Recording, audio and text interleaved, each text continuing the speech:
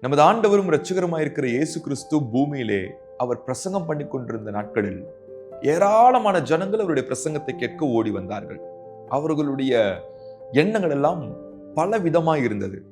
அப்பொழுது அவர் பிரசங்கம் பண்ணும் பொழுது பரலோக ராஜ்யத்தை குறித்தும் நித்திய ஜீவனை குறித்தும் அவர் அதிகமாய் பேசினார். இந்த ஜனங்கள் எல்லாருக்கும் இந்த பரலோக ராஜ்யத்தை குறித்ததான ஆவல் வர வேண்டும், அத்தனை பேருக்கும் நித்திய ஜீவன் கிடைக்க வேண்டும் என்ற வாஞ்சையில் இயேசு பேசினார். வந்த ஜனங்களில் அநேகம் பேர் வியாதி சுகமாக வேண்டும், தேவைகள் சந்திக்கப்பட வேண்டும், அல்லது இவர் பண்ணுகின்ற இந்த சுகத்தை எல்லாம் பார்க்க வேண்டும் என்று மட்டும்தான் வந்தார்களே அன்றி யாருக்கும் இந்த நித்திய ஜீவன் மேல ஆர்வம் இல்லை. எனவே இயேசு பரலோக ராஜ்யத்தை குறித்து பேசும் பொழுது அவர் உவமையினாலே மட்டும்தான் பேசினாரே அன்றி அதற்கு விளக்கம் கொடுக்கவே இல்லை. ஏனென்றால் எவன் ஒருவன் நித்திய ஜீவன் மேல் வாஞ்சியா இருக்கிறானோ அந்த வார்த்தையின் மேல் ஆர்வம் கொண்டு தேடுதல் ஏற்பட்டு இயேசுவை தேடி வருவான். அப்பொழுது அவர்களுக்கு விவரித்து கூறலாம் என்று ஆண்டவர் காத்திருந்தார். ஒருத்தன் கூட வரல.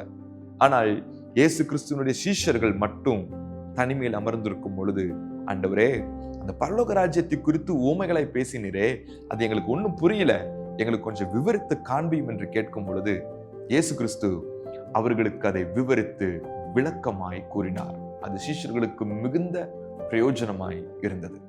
இன்றைக்கும் பல பேருக்கு வேதத்தை வாசிக்கும் பொழுது அதனுடைய அர்த்தம், அதனுடைய ரகசியங்கள் நம்மளுக்கு விளக்கமாய் தெரிகிறதில்லை. நான் உங்களுக்கு ஒரு டிப்ஸ் ஒன்று சொல்லித்தரேன்.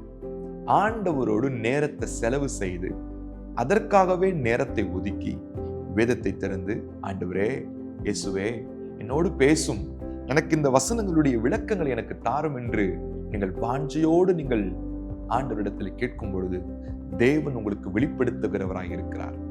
இந்த வேதம் என்பது தேவனுடைய இருதயமாய் இருக்கிறது.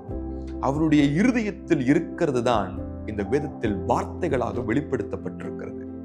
தேவனோடு நீங்கள் அமர்ந்து இந்த வேதத்தை படிக்கும் பொழுது இந்த வார்த்தைக்குள்ளே தேவனுடைய உணர்வுகள் உங்களால் புரிந்து கொள்ள முடியும்.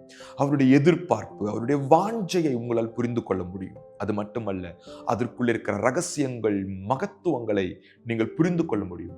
அவரே உங்களுக்கு கற்றுக் கொடுக்கிறவராய் இருப்பார். இப்படியாக வேதத்தை வாசியுங்கள், ரகசியங்களை அறிந்து கொள்ளுங்கள், நித்திய ஜீவனை பெற்றுக் கொள்ளுங்கள். கர்த்தர் உங்களை ஆசீர்வதிப்பாராக.